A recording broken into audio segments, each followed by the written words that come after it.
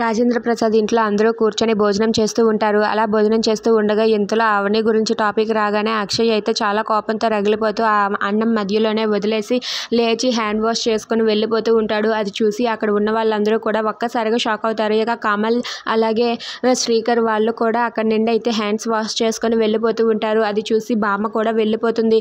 ఇక వాళ్ళెవరూ కూడా అన్నం తినకుండా మధ్యలోనే వెళ్ళిపోతారు. అది చూసి రాజేంద్ర ప్రసాద్ కూడా మధ్యలోనే చేయి కడుక్కొని అక్కడి నుండి అయితే వెళ్ళిపోతూ ఉంటాడు. అది చూసి పార్వతి అయితే ఒక్కసారిగా షాక్ అయిపోతుంది. ఏమైంది వీళ్ళందరికీ, అసలు ఎందుకు ఇలా చేస్తున్నారు?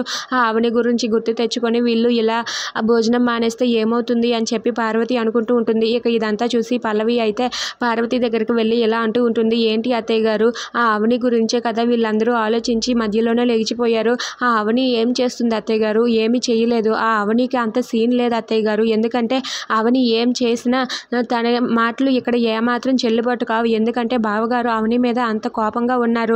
బావగారు అవని అక్క మాటల్ని అస్సలు పట్టించుకోరు. అది మనల్ని ఏమీ చేయలేదు అత్తయ్య గారు. మీరు కూడా అదే నమ్మకం మీద ఉండండి అని చెప్పి పల్లవి పార్వతితో అంటుంది. అది వినగానే శ్రీయ అయితే అవును అత్తయ్య గారు, అవని అక్క బెదిరించినంత వరకు మాత్రమే, అంతకు మించి అవని అక్క ఏమీ చేయలేదు. మీరేం కంగారు పడకండి అత్తయ్య గారు అని చెప్పి శ్రీయ కూడా అంటూ ఉంటుంది.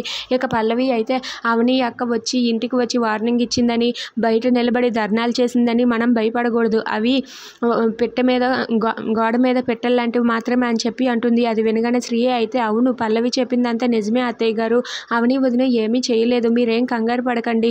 వాళ్ళు చేసినట్లుగా మీరు చేయకండి అత్తయ్య గారు అని చెప్పి అంటుంది. అది వినగానే అక్కడ ఉన్న పార్వతి అయితే ఆలోచిస్తూ ఉంటుంది.